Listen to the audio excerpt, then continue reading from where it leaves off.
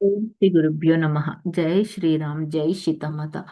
Friends, Somany కలవటానికి అనసూయని తీసుకుని వాళ్ళ అమ్మగారు ఆశ్రమానికి వెళ్తారండి. వీళ్ళు నాన్న అనసూయ వాళ్ళ నాన్న ప్రభుత్వంలో గౌరీని ఒక పరిపాలనా అధికారి కనుక ఆశ్రమం దగ్గర సోమ ఎక్కడైతే నివసిస్తుందో ఆ ప్రాంతంలో వీళ్ళకి చక్కటి స్వాగతం లభిస్తుందండి. ఎందుకంటే వీళ్ళ తండ్రి వీళ్ళు వస్తున్నారు అని ముందే వాళ్ళు వర్తమానం పంపించారు. చీకటి పడుతుంది అప్పుడే, పూర్తిగా చీకటికి అలుముకోకుండా అంటే చీకటి పడకుండానే ఆశ్రమానికి వెళ్ళిపోవాలని వడివడిగా వెళ్తారంట. అక్కడ ఎంతో ఆశ్రమం నిరాడంబరత్వంగా ఉంటుంది. సో అనసూయ ఎంతో ఆశ్చర్యపోతుందండి. ఋషులు అక్కడ ఎంతో సాధారణ జీవితం గడుపుతారు. కనుక వీళ్ళకి ఇచ్చిన సదుపాయాలతోనే అనసూయ వాళ్ళు సర్దుకోవాలండి. వీళ్ళమ్మ ముందే హెచ్చరిస్తుందనమాట. అక్కడ ఎలా ఉంటే అలా నువ్వు సర్దుకోవాలి అని. చూడండి, ఇప్పుడు పిల్లలకి మనం సర్దుకుపోవడం నేర్పట్లేదు. వాళ్ళకి ఏది కావాలంటే అది ఇవ్వడం నేర్పుతున్నాము. దానివల్ల వాళ్ళు ఒక మొండి వాళ్ళగా తయారవుతున్నారనమాట. ఇక్కడ ఋషులు ఎంతో సాధారణ జీవితం గడుపుతారు కదండి. ఆశ్రమంలోని గురువు గారు వీళ్ళ దగ్గరకు వచ్చి వీళ్ళని ఎంతో సాదరంగా తోడుకొని ఆశ్రమంలోకి తీసుకువెళ్తారు. వీళ్ళకు నిరాడంబరంగా అక్కడ ఆశ్రమం ఉన్నా కూడా శుభ్రంగా ఉన్న ఒక గదిని చూపించి అక్కడ ఉండమని చెప్తారండి. ఆ రాత్రి భోజనానికి పిలుస్తారు. అప్పుడు వాళ్ళమ్మ సోమ గురించి అడుగుతుందన్నమాట. ఆయన ఆయన చిరునవ్వుతో తల ఊపుతారు. ఎందుకంటే ఆమె ఇంకా సజీవంగానే ఉంది. కాకపోతే ఆమె సందర్శకుల్ని అనుమతిస్తుందా లేదా అన్నదే కొంచెం సందేహం అనమాట. ఎందుకు అంటే ఆమెకు స్వస్థతా శక్తులు ఉన్నాయని ఆమెను దర్శించటానికే సోమ వాళ్ళ అమ్మ వచ్చారు కదా. కానీ ఆయన అసలు ఇక్కడ నాకేది స్వస్థతా శక్తి లేదు. నాకు ఏ శక్తి అయితే ఉందో నేను ఏదైతే చేస్తున్నానో అదంతా సీతామాతే చేస్తుంది అని చెప్తుందన్నమాట సోమ. సీతాదేవి తన భౌతిక రూపాన్ని వదిలి ఎన్నో సంవత్సరాలు అయిపోయింది. మొదట్లో చాలా మంది సోమ వద్దకు వచ్చేవారండి. కానీ ఇప్పుడు చాలా అరుదుగా వస్తున్నారు. అయోధ్యవాసులు స్వస్థత కోసం వస్తున్నారు, లేదా తమ స్వార్థానికి ఏదైనా వచ్చి దాన్ని పొందాలనుకుంటున్నారో లేదో మాత్రం నాకు తెలియదు అని గురువు గారు చెప్తారనమాట. వీళ్ళు వచ్చిన దాన్ని ఆ సోమ తనకు శాశ్వత ఆ శక్తులు ఉన్నాయన్న విషయాన్ని ఎప్పుడు త్రోసి పుచ్చేస్తుందనమాట.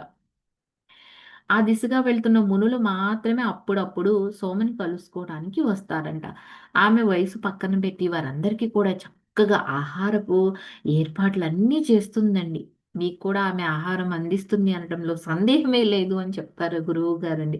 ఇక్కడ భోజనం చేసి ఎన్నాళ్ళు ఉండాలనుకున్నా ఉండండి అని గురువు గారు అనసూయ వాళ్ళ అమ్మకు చెప్తారండి. ఇక్కడ మీ కుమార్తెకు స్వస్థత చేకూరుతుందో లేదో కానీ మీరు సోమని చూడటం అనేది మీ సుదీర్ఘ ప్రయాణానికి మంచి ఫలితాన్ని ఇస్తుంది అని ఒక భరోసా కూడా ఇస్తారు. ఎందుకంటే అది చాలా విలువ కలిగింది. కానీ ఒక్క విషయంలో మాత్రం వీళ్ళని హెచ్చరిస్తారండి గురువు గారు. ఎందుకంటే ఆమె ఈ మధ్య కాలంలో ఎక్కువగా మౌనంగా ఉంటూ తక్కువగా మాట్లాడుతుంది.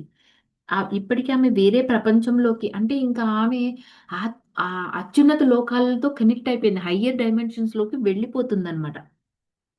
అప్పుడప్పుడు గురువుగారు ఆమెను చూడటానికి వెళ్తున్నప్పుడు ఆమె ఎప్పుడు నిశ్శబ్దంగానే ఉంటుందంట. కళ్ళు కూడా తెరవదంటండి మౌనంలో ఉండటం వల్ల. ఈయన అక్కడ ఉన్నానని అసల సోమకి తెలుసో కూడా లేదో తెలీదు. ఆమె శరీరం మాత్రం నిలిచే ఉంది. మాత తనని తీసుకువెళ్ళడానికి వచ్చిన అప్పుడు మాత్రం సోమ ఇక్కడి నుంచి వెళ్ళిపోతానని గురువు గారితో చెప్పిందండి. ఆమె ఆ క్షణం కోసం ఎదురు చూస్తూ ఉందండి. అనసూయకి ఇంకా రాత్రి అక్కడ నిద్ర పట్టదండి. అంటే ఇది కొత్త ప్లేసు, అసౌకర్యంగా ఉండడం అనేది ఏమీ కాదనమాట. ప్రతీదీ సరిగ్గానే అమరి ఉంటుంది. ఎందుకంటే ముందే వాళ్ళ అమ్మ హెచ్చరించింది కాబట్టి తను మై మైండ్ ముందుగా మెంటల్‌గా ప్రిపేర్ అయిపోయింది. ఫ్రెండ్స్ చూడండి, మనం ఎక్కడికైనా వెళ్ళాలనుకున్నప్పుడు కొన్ని ఎక్స్‌పెక్టేషన్స్‌తో వెళ్తాం. అప్పుడు ఏమవుతుంది, అక్కడ మనం అనుకున్నట్టుగా లేకపోతే కొంచెం డిప్రెషన్ కానీ, కొంచెం చిరాకుకి కొంచెం ఆహ్, ఇదిగా అవుతాం కదా. అలాంటివి ఏమీ లేదు అని ఇక్కడ చెప్తుందనమాట. కానీ ఏదో ఉత్కంఠత, ఒక వర్ణనాతీతమైన ఆకాంక్ష తనకి కలుగుతుందండి. వీళ్ళకి ఇవ్వబడిన చిన్న కుటీరం బయట కూర్చుని ఆకాశంలోని నక్షత్రాలు చూస్తూ అలా కూర్చుండిపోతుందండి అనసూయ. అలా ఉండగా హఠాత్తుగా తనకి ఒక ఉద్వేగం చుట్టుముట్టి తన ఛాతీ ఎగిరి పడుతుందండి. ఏ కారణము లేకుండానే కన్నీళ్ళొచ్చేస్తాయన్నమాట. ప్రయాణంలోనే ఈ సందర్శన తర్వాత ఏమనుకుంటుంది అంటే అనసూయ తన తండ్రి కోరిన పెళ్లి చేసుకోవాలని అనుకుంటుంది. ఎందుకంటే పర్యవసానంగా తను కానీ, తన భర్త గాని, తన పిల్లలు గాని ఎవరైనా మరణించినా సరే, నేను ఈ పెళ్లికి సిద్ధం అని మానసికంగా సిద్ధం అయిపోయిందండి అనసూయ. ఏం సంభవించబోతున్నా కూడా దాన్ని అంగీకరిస్తాను. చూసారా యాక్సెప్టెన్స్ లోకి వచ్చేసిందండి మహాతల్లి. వీళ్ళ తల్లిదండ్రులకున్న విచారాన్ని, ఒత్తిడిని నేను తొలగించాలి, ఇంకెప్పుడు కలిగించకూడదు అని కూడా అనసూయ అనుకుంటుంది. ఈమె ఏదైనా బాధ ఉంటే మాత్రం అది నా లోపలే నేనే దాచుకుంటాను అంటుంది. ఎందుకంటే అది నాలో ఆవిడ వల్ల ఆవిడలో దాచుకుంటే అది బయటకి ఎవరికీ తెలియదు కదా అని ఆ పిచ్చి తల్లి అనుకుంటుందండి. అయితే ఇప్పుడు ఎందుకు కన్నీళ్ళు వస్తున్నాయి? అన్ని నిర్ణయాలు తీసేసుకున్నావు కదా! మరి ఇప్పుడెందుకు కన్నీళ్ళు వస్తున్నాయి అంటే అది బాధ వల్లనో, భయం వల్లనో వచ్చినయి మాత్రం కాదండి. ఒక నిశ్చింత వల్ల వచ్చాయి. ఒక ఆనందం వల్ల, ఒక అంటే తను ఒక నిర్ణయం తీసేసుకుంది కాబట్టి, అందువల్ల వచ్చిన కన్నీళ్ళు అంటుంది. అసలు ఆ నిశ్చింత దేని వల్లో కూడా హ్మ్, తన యొక్క అనసూయకు తెలియట్లేదు. తనకు తెలిసిందంతా ఆ పరిచారకైన సోమను కలవడమే తనకి హాయి ఇస్తుంది అని అనుకుంటుందనమాట. వీళ్ళమ్మ నిద్ర లేవడం కోసం ఆ రాత్రంతా అనసూయ అలా ఎదురు చూస్తూ ఉంటుందండి. పొద్దుట ఆమె లేచేసరికి అనసూయ దుస్తులు ధరించి వెళ్ళడానికి రెడీగా ఉంటుందండి. ఎంత ఆత్రమో చూడండి ఫ్రెండ్స్ అసల. చూడండి చిన్న పిల్లలు ఏదన్నా ఊరు తీసుకెళ్తున్నామంటే తెల్లారగట్ల మనతో పాటు ఎంత తొందరగా లెగిసి వాళ్ళు రెడీ అవుతారో, ఆ విధంగా అనసూయ రెడీగా ఉందనమాట. ముందుగా వీళ్ళు భోజనం చేయటానికి వెళ్తారండి. మీరు చక్కగా వీళ్ళు తొందరగా భోజనం సిద్ధం చేసేసుకుని, ఆశ్రమంలో చక్కగా భోజనం చేసి, అక్కడున్న ఆశ్రమ వాసుల్ని ఒకరు తీసుకుని సోమ కుటీరం దగ్గరికి వెళ్తారు. సోమ కుటీరం ఎలా ఉంటుందంటే, నిజానికి అది ఒక చిన్న గుడిసె మాత్రమేనండి. అది కూడా ఆ యొక్క ఆశ్రమానికి ఎంతో దూరం ఉండదు. కానీ అడవిలో నుంచి మాత్రం వెళ్ళాలి. అక్కడ చెట్లు ఎక్కువగా లేకుండా రాళ్ల పక్కన నిర్మించబడిన చిన్న నివాసం కనబడుతుంది. అనసూయకి ఆతృత పెరిగిపోతుందండి. అది కనిపించగానే వీళ్ళతో వచ్చిన వ్యక్తి అక్కడ వీళ్ళని వదిలేసి వెళ్ళిపోతాడనమాట. తలుపు దగ్గరకు వెళ్ళి అనసూయ ఆగిపోతుందండి. వాళ్ళ అమ్మ కూడా ఆగిపోతుంది. ఎందుకంటే ఆమె ఎక్కువ ధ్యానంలో ఉంటుంది, మౌనంలో ఉంటుంది, కళ్ళు మూసుకొని ఉంటుంది కదా! మీ అనసూయ అడుగుతుందండి, "అమ్మ నేను ఒక్కదాన్నే వెళ్తాను లోపలికి. నువ్వేమైనా అనుకుంటావా?" అని అడుగుతుంది. వాళ్ళ అమ్మ నవ్వి, "లేదులే నేను బయటే ఎదురు చూస్తూ ఉంటాను. నువ్వు తలుపు గట్టిగా తోసి వెళ్ళు" అని చెప్తుందండి. ఆ ఉదయపు సూర్యకాంతి కిరణాలండి ఆ తలుపు తీర్చేటప్పటికి లోపలికి చక్కటి ఆ చీకటినంతా తరిమేస్తాయి. గదిలో ఒక మూల నేల మీద ఒక స్త్రీ కూర్చుని ఉండడం అనసూయ చూస్తుంది. ఆమె మీద ఒక్క సూర్యకిరణం పడి తన ముందు అనసూయకి ఎలా కనిపిస్తుందంటే, ఒక అందమైన యువతి ఒక గుండ్రటి ముఖం చుట్టూ నల్లటి వెంట్రుకలు పరుచుకుని కాషాయ వస్త్రంతో తల కప్పుకొని ఉన్నట్లు కనిపిస్తుంది అనసూయకు. అది అరక్షణం మాత్రమేనండి. తిన దగ్గరకు వెళ్ళే కొద్దీ ఆ అందమైన స్త్రీ వృద్ధ మహిళగా మారి కళ్ళు మూసుకుని ధ్యాన స్థితిలో ఉన్న ఒక ముఖం ఆకాశం వైపు చూస్తూ ఉండటమే ఈమెకి కనబడుతుందన్నమాట. ఆమెను చూసిన ఆ క్షణంలో అనసూయ ఊపిరి ఆగినట్లు అయిపోతుందండి.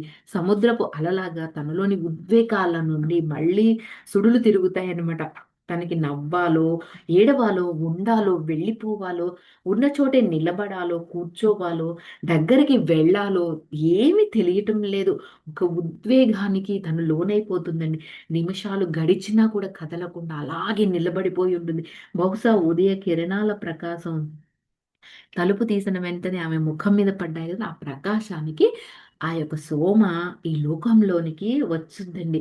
బిడ్డ లోపలికి రా అన్న ఒక్క బలహీనమైన స్వరం తనని పిలిచినట్లు అనిపించి, ఆ పిలుపుకి ఆ చిన్న గదిలో ఆమె కూర్చున్న వైపుకి తన నడక అటువైపుకు వెళ్తుందండి. తిను కొన్ని అడుగులు మూల కూర్చున్న ఆ వృద్ధ స్త్రీ వైపు చూసి ఆమెకు ప్రణామం చేసి అక్కడ కూర్చుంటుంది అనసూయ.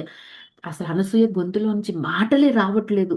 తను పరిచయం చేసుకోవాలనుకుంటుంది. కానీ ఏం చెప్పాలో కూడా తెలియని స్థితిలో ఉండిపోయిందండి అనసూయ. దగ్గరకు రమ్మని సోమ పిలుస్తుందండి. ఎందుకంటే నువ్వెవరు నేను నిన్ను చూడగలుగుతాను అంటుందండి.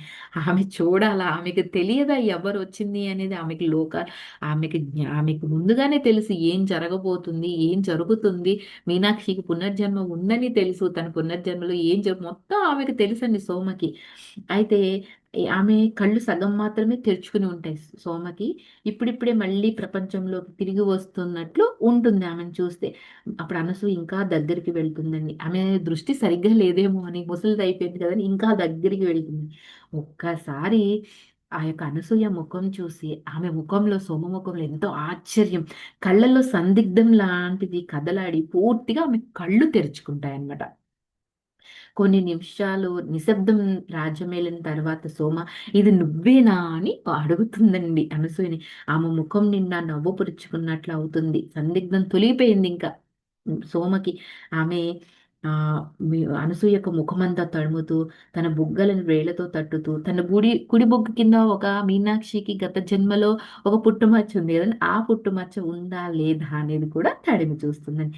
తన వేళ్ళను అక్కడ ఆపి తలాడించిన తర్వాత ఆమె చేతులు తన ఒత్తైన నల్లటి జుట్టుని, తన భుజాలని ఛాతి నిండా పరుచుకుని ఉన్నంత మొత్తం అంతా ఒళ్ళంతా తడిమి చూస్తుందండి. నీ వెంట్రుకలు ఎంత ఒత్తుగా అందంగా ఉన్నాయో అంటూ నవ్వుతుందండి సోమ. నువ్వెందుకు ముద్దొస్తున్నావు, నువ్వెంతో ముద్దొస్తున్నావు అంటుందండి.